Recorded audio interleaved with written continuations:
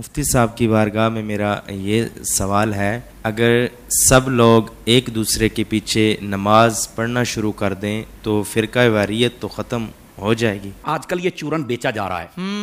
میں ایک سادہ سوال کر لیتا ہوں۔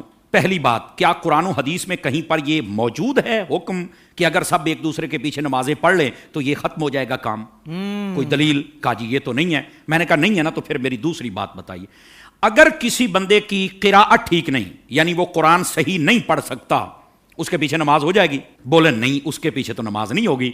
تو میں ایک سادہ بات کہنے لگا ہوں، سارا سمجھ آ جانا چاہیے۔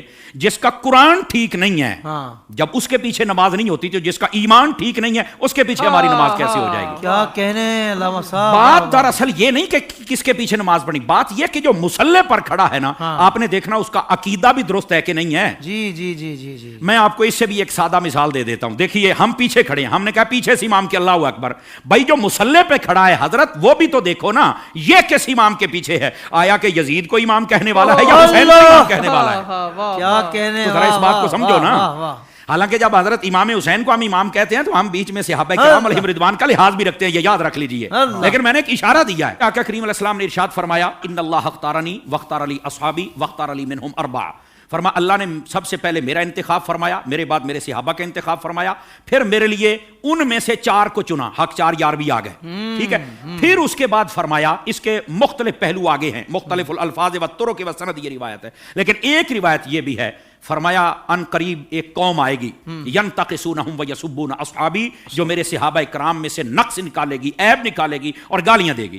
فرمایا جب یہ آئے تو حضور ہم نے کیا کرنا ہے؟ فرمایا لا تواکلوہم ولا تشاربوہم ولا تسلموا علیہم ولا تسلوا معہم ولا تناکحوہم، او کما قال علیہ السلام۔ میرے آقا کریم علیہ السلام نے فرمایا، نہ ان کو سلام کہنا ہے، نہ جواب دینا ہے، نہ رشتہ دینا ہے، نہ لینا ہے، نہ روٹی پکا کے ڈالنی ہے، نہ ان کے ساتھ کھانی ہے۔ اور میرے نبی کریم علیہ السلام نے فرمایا، مر جائیں تو جنازہ نہیں پڑھنا، ان کے ساتھ نماز نہیں پڑھنی، سمجھ آ رہی؟ ان کے ساتھ نکاح نہیں کرنا۔ تو میں نے کہا یہ ہمیں چورن مت بیچو، ہم نے حضور کی حدیث پڑھی ہوئی ہے۔ اگر کوئی چاہتا ہے کہ ہمارے سامنے کھڑا ہو کر ہمارا امام بنے، امام بننے سے پہلے بندہ بن کے مجھے یہ بھی بتائے تیرا نبی کے بارے میں کیا عقیدہ ہے، تیرا صحابہ کے بارے میں کیا عقیدہ ہے، تیرا افضلیت صدیق اکبر بکار بارے میں کیا عقیدہ ہے، تو کل صحابہ کو جنتی مانتا ہے یا نہیں مانتا، تو نبی پاک کی اہل بیت کے بارے میں کیا کہتا ہے، یہ سارے عقیدے مجھے بتا دے، میں تیرے پیچھے کھڑا ہو کے نماز پڑھ لوں گا۔ کیا کہنے، کیا کہنے۔ ویسے یہ جو نمازوں کا شوق ہے نا، میں صرف اتنی بات بتا دوں بھائی جان، یہ ترمذی شریف میں روایت موجود ہے، ایسی روایات جب آتی ہیں تو پھر بیٹھ جاتے ہیں کیڑے مکوڑے، یتیم العلم یزید الفکر، وہ بیٹھ کے کہتے ہیں کہ نہیں یہ یوں نہیں، یہ یوں نہیں، یہ ٹھیک نہیں۔ میں نے کہا حضرت جب آپ کی اصل ہی ٹھیک نہیں تو آپ کو یہ بات کیسے سمجھ آئے گی؟ نبی پاک علیہ السلام تشریف فرما ہے، ایک شخص آ گیا، اس نے کہا حضور فلاں شخص فوت ہو گیا، جنازہ پڑھانا۔ فرمایا ہم نے نہیں پڑھانا اس کا، حالانکہ مشکات شریف پڑھ لو، حضور نے فرمایا جب کوئی فوت ہو جائے مجھے بتا کرو، جنازے میں پڑھاؤں گا۔ جی آپ اس بات کا اظہار فرمایا کرتے تھے کہ جنازہ میں نے پڑھانا، میں نے مفہوماً و مختصراً بات سنائی ہے، اس کا جنازہ کیوں نہیں پڑھا؟ جب سوال پوچھا گیا تو آقا کریم علیہ السلام نے فرمایا، انہ کان یبغض عثمان ابن عفان، یہ میرے عثمان سے بغض رکھتا ہے۔ جب حضرت عثمان کے بغضی کا جنازہ نہیں پڑھنا تو بتاؤ پھر ابو بکر کے بغضی کا جنازہ ہم کیسے پڑھ لیں؟ بتائیے کیسے ہم ان کے پیچھے نمازیں پڑھ لیں اور ان کے آگے کھڑے ہو کر ان کے جنازے پڑھائیں اور ان کے ساتھ ہم پیار کی پینگیں چڑھائیں اور ہم ان کو جفیاں ڈالیں؟ بھائی ان سب کو سمجھنا چاہیے، یہ ڈائریکشن ہے سیدھی سیدھی سڑک، یہ شفاعت نگر کی ہے، اس سڑک پر آ جائیں جس کا نام راستہ اہل سنت ہے، ہم تمہارے پیچھے کھڑے ہو کر نمازیں پڑھنے کے لیے تیار ہیں۔ تو جب عقیدہ ہی واضح نہیں ہے تو آڈی پنجابی کہندے نے ویکھ کے زہر تو کوئی نہیں پیندا۔ حضور شاہ صاحب ہماری پنجابی ویکھ کے زہر تو کوئی نہیں پیندا، تو پھر ہم تو نہیں پی سکتے۔ ویسے اگر کسی کو زیادہ شوق ہو نا، بس نہیں وہ قرآن پڑھتے ہیں تو چھوڑو جی چھوڑو، داڑھی بھی ہے تو چھوڑو جی چھوڑو، مصلی پہ ہے، تو میں نے کہا آبا صاحب اللہ کی تفسیر اٹھا کے دیکھ لے، یہ تیرا شوق بھی پورا ہو جائے گا۔ حضرت حافظ صاحب ہوا یہ کہ حضرت فاروق اعظم کا زمانہ اقدس ہے، ایک قریب محلے میں امام آ گیا، اس کو نماز کے لیے ہر نماز کے اندر جب وہ قرات کرتا ہے تو آبا صاحب تولا پڑھتا ہے۔ لوگوں نے کہا بھی اور قرآن نہیں آتا؟ کہتا آتا ہے۔ تو یہ کیوں پڑھتا ہے؟ کہتا مزہ آتا ہے۔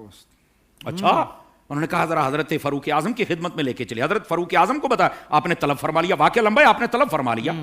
آپ نے جب طلب فرمایا تو آپ نے کہا کیوں پڑھتا ہے؟ کہتا ہے مجھے نا اصل میں مزہ آتا ہے، اس لیے کہ اس میں معاذ اللہ اس کی سوچ دیکھو، پڑھ سب کچھ رہ گئے لیکن سوچ دیکھو اس کی۔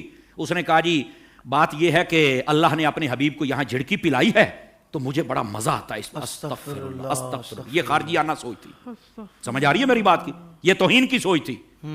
یہ کامل و اکمل لوگوں کا یہ شیوہ ہی نہیں ہوتا۔ اور ایسی جو ہمارے سامنے مثالیں ہوتی ہیں نا، وہ ہمیں سمجھنے کے لیے مثالیں ہوتی ہیں، اور پھر ایسے لوگوں کا حشر کیا وہ بھی سننا ذرا، ٹھیک ہے؟ حضرت فاروق اعظم نے اچھا تجھے مزہ آتا ہے؟ کہا بالکل۔ آپ نے تلوار منگائی اور 2 ٹکڑے کر دیے اس کے۔ آپ نے فرمایا والضحیٰ پڑھ کے تجھے مزہ نہیں آتا؟ وما ارسلناک الا رحمۃ للعالمین پڑھ کے تجھے مزہ نہیں آتا؟ انا اعطیناک الکوثر پڑھ کے مزہ نہیں آتا؟ ورفعنا لک ذکرک پڑھ کے مزہ نہیں آتا؟ یعنی جو قرآن پڑھ کے دل میں توہین مصطفیٰ کی رکھے، جب اس کے پیچھے نہیں ہوتی تو جو سر عام میلاد پر کفر کے فتوے لگائے ان کے پیچھے کیسے ہو جائے گی؟ سوشل میڈیا پر اسلام کی صحیح تعلیمات جاننے کے لیے ابھی حافظ سائر قادری کا نیا YouTube channel Islamic digital studio subscribe کر لیں، اور ہاں نوٹیفیکیشن بیل آئیکن کو بھی پریس کر لیں تاکہ ہماری نئی ویڈیوز آپ تک بر وقت پہنچ سکے۔